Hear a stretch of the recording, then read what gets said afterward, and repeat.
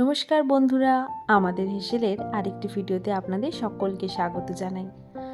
আজ বাজারে দেশি ট্যাংরা দেখতেই বরের আবদার, আলু বেগুন দিয়ে দেশি ট্যাংরার ঝোল খাবে। ব্যাস, যেরকম কথা সেরকম কাজ, নিয়ে চলে এলো দেশি ট্যাংরা। এবারে আমিও শুরু করে দিলাম রান্না। এখানে প্রথমেই নুন হলুদ দিয়ে মাখিয়ে দেশি ট্যাংরাগুলোকে ভালো করে ভেজে নিয়েছি। এরপরে একে একে বেগুন আলু সবগুলোকে ভেজে তুলে নিয়েছি।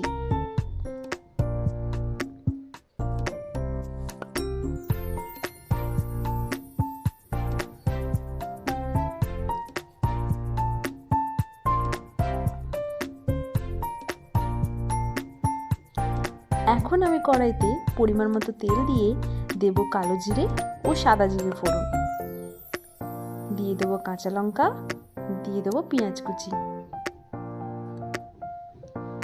এখন আমি দেবো টমেটো কুচি। পুরোটা ভালো করে নাড়াচাড়া করে নেওয়ার পরে আমি দিয়ে দেবো পরিমাণ মতো নুন ও হলুদ।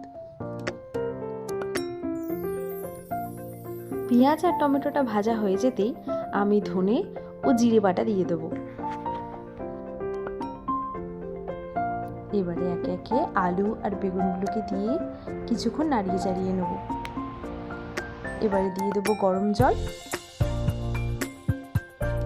এখন আমি দেশি ট্যাংরাগুলোকে দিয়ে মিনিট 10-এর জন্য ঢাকা দিয়ে নাড়িয়ে চাড়িয়ে নিলেই আমাদের আলু বেগুন দিয়ে দেশি ট্যাংরার ঝোল একেবারে কমপ্লিট।